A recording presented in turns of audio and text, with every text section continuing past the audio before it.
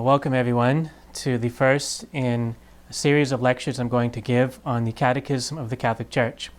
I've been doing this teaching series on the Catechism for a number of years, since around 2006, and every time I do it I say to myself, man, I got to record this and put it on the internet, but I never get around to it, and it's taken me about 15 years to put this on the internet and the first viewers of this series. Now, I want to begin this series with a quotation from the Gospel of St. Luke. And this is going to be kind of the sort of foundation and reference point for everything we teach in the rest of this series. This is from the Gospel of St. Luke, chapter 23, verses 32 and following. It's the section that talks about the crucifixion and death of the Lord Jesus. Two others also, who were criminals, were led away to be put to death with him. And when they came to the place which is called the Skull, there they crucified him and the criminals, one on the right and one on the left. And Jesus said, Father, forgive them, for they know not what they do. The Gospel of the Lord. Praise to you, Lord Jesus Christ.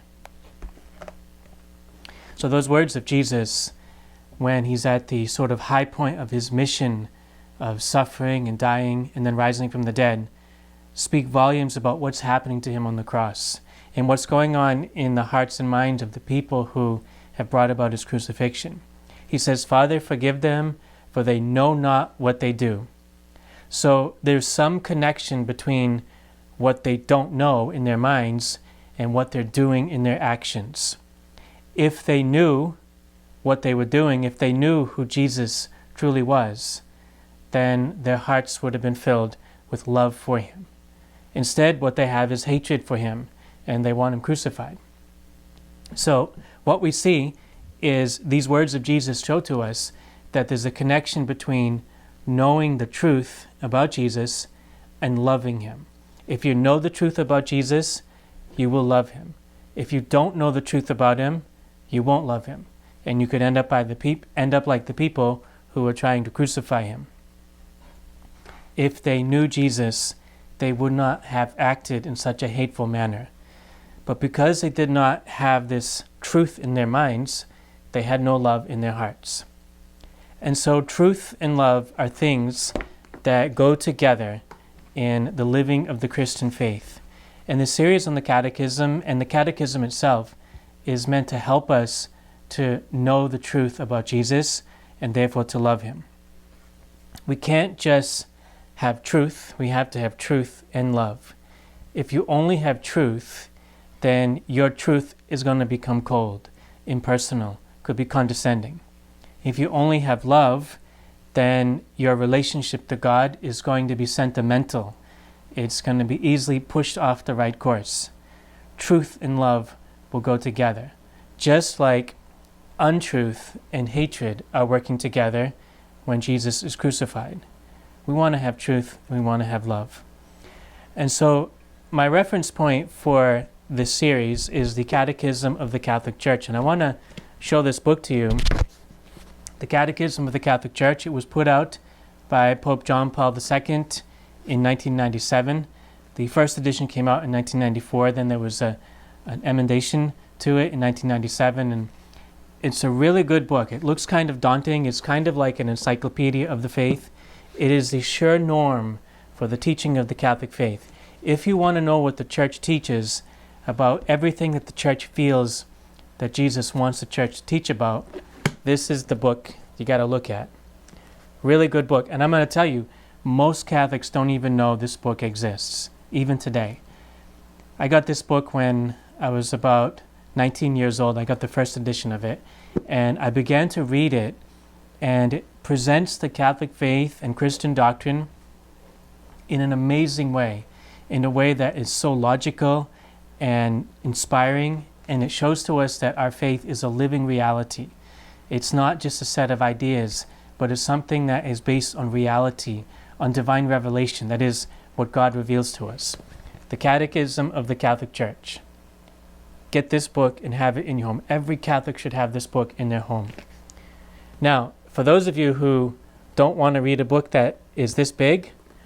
Well, in the year 2005, Pope Benedict came to your rescue with this book, the Compendium of the Catechism of the Catholic Church. Much thinner, right? Much easier to read.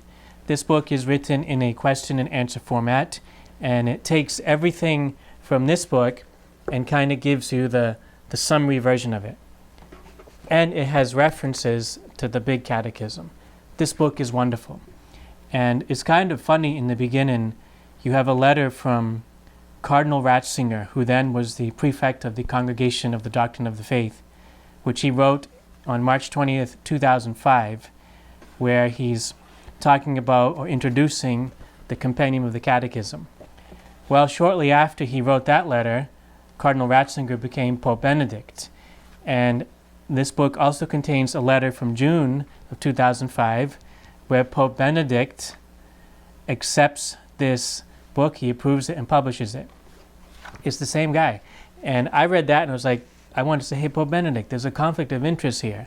You're the man that put this together, and you're the man that accepted and approved it. Well, anyway, it's kind of funny if you really think about it. But this book is really good. The Compendium of the Catechism of the Catholic Church. Get one of these.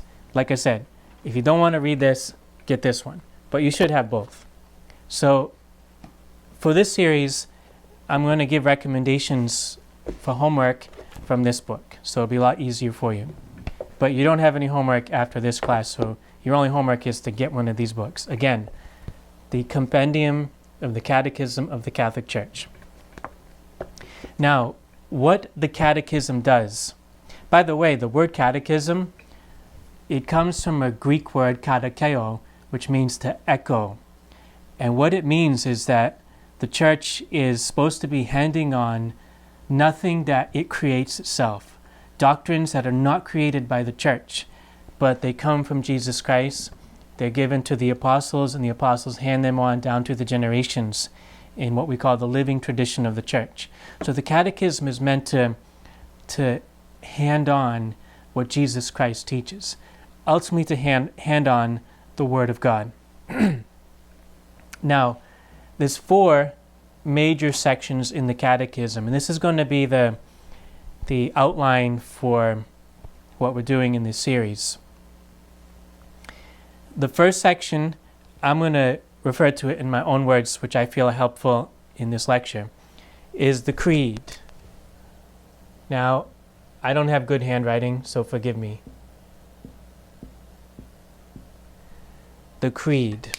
Now, the Creed comes from a Latin word credo, which means I believe. The Creed is something that it's actually in this compendium, it's in the catechism.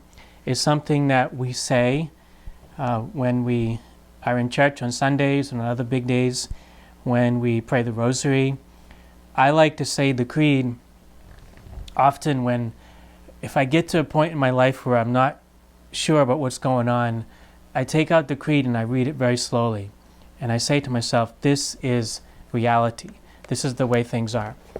And the Creed is where you profess your belief in the one God, in God the Father, in His Son, the Lord Jesus Christ. You profess faith in Jesus who died, who rose and ascended to the Father and will come again in glory. You profess belief in the Holy Spirit, in the Holy Catholic Church, and eternal life. And we're going to go through this Creed line by line in upcoming lectures. The next part of the catechism, next big part, is the sacraments.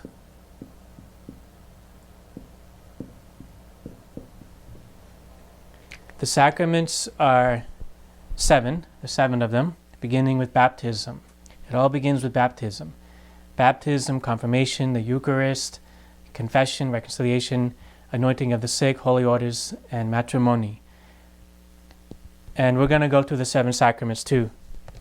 The third part of the faith presented in the Catechism, the Catechism calls it life in Christ. I want to refer to it as morality. Morality has to do with how we live. Do good, avoid evil. And the Catechism has a very interesting section on morality that really makes it come alive. The final section of the Catechism is prayer.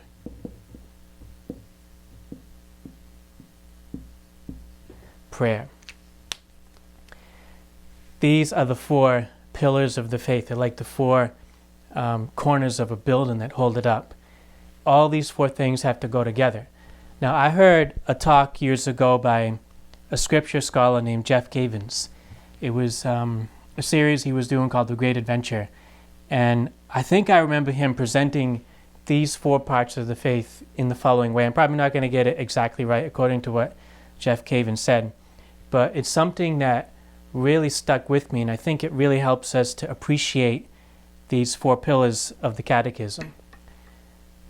The Creed is a summary of the story that God is writing. In other words, it's what it's all about. The story. Do you know when you're watching a movie, if you don't have the storyline, it's all confusing. It can be frustrating. When you watch a movie and other people know the storyline and you don't, if you know the narrative storyline, it has a lot of meaning to you. Well, the Creed is the story that is the basis for all of this. But there's a problem here. Right now, this just seems like it's a nice story. Yeah, the Creed is nice. It sounds good when we say it. It makes a little bit sense, but it doesn't seem to have anything to do with us personally. So then we move to the next level, the sacraments. The sacraments is the way we connect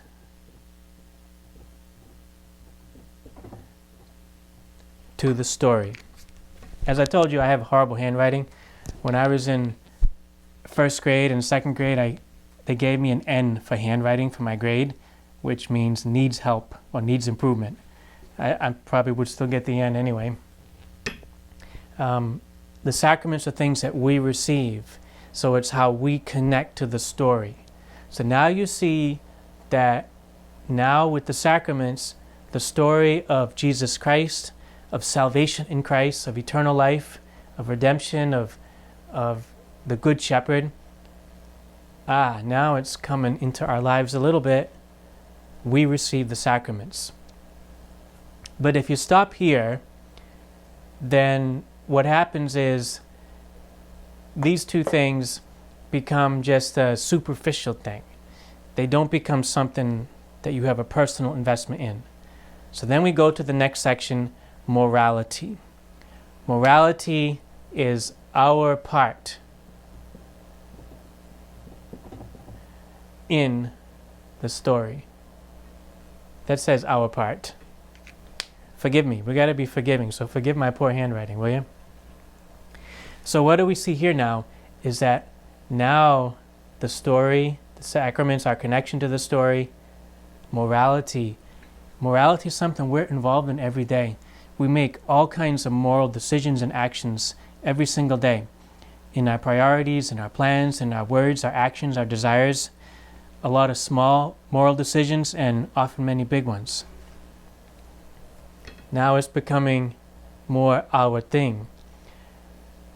The section on morality in the Catechism is presented in a really wonderful way. It's not like if you do this, you're bad. If you don't do this, you're bad or you're good or whatever. It explains why the Church teaches what it teaches, and it's all based on the 10 Commandments and the teachings of Jesus. So we have the story of salvation in Christ Jesus. We have our connection to the story by means of the sacraments. We have our part in the story. And then prayer is how we grow in relationship.